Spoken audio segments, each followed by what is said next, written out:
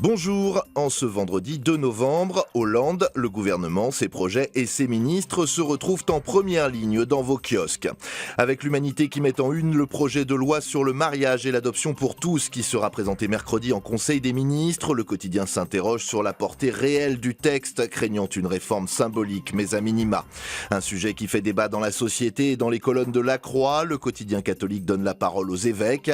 Réunis à partir de demain à Lourdes, ils comptent bien exprimer leur point de vue mais sans tomber dans la caricature. Nous voulons expliquer en quoi les valeurs auxquelles nous croyons ont une portée universelle. Libération revient lui sur l'hommage aux victimes de Mohamed Merah, avec en couverture l'accolade entre Netanyahou et Hollande. Une image symbole que l'on retrouve également dans Le Figaro. Le journal salue l'accueil réussi du Premier ministre israélien et l'engagement de Hollande dans la lutte contre l'antisémitisme.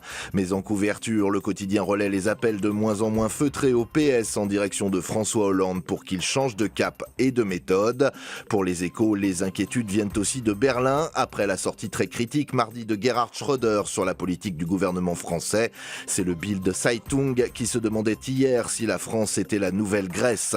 En plein week-end de la Toussaint, le Parisien aujourd'hui en France choisit lui fort opportunément de s'en prendre au radar tirelire. En 2012, il devrait rapporter à l'État quelques 700 millions d'euros. 60% de cet argent sert à la sécurité routière et aux infrastructures de transport. Une association pro-voiture dénonce ce qu'elle appelle des machines à sous et le dessinateur Rançon réclame lui des cartes de fidélité. Libération remet en lumière la famille Karabatic et le rôle des femmes dans cette affaire de paris truqués. Silence pour l'une, aveu pour l'autre. Entre Nicolas et Lucas, la différence pourrait se jouer là.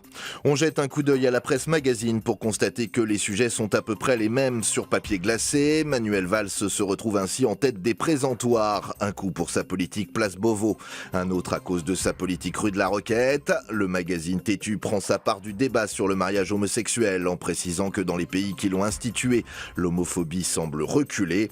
Enfin, on termine avec une image pas jolie mais qui fait beaucoup parler, celle de Gérard Longuet répondant sur un plateau télé, mais hors antenne, à la question de la repentance soulevée par un ministre algérien. Un réflexe de jeunesse sans doute. Bonne lecture et à lundi.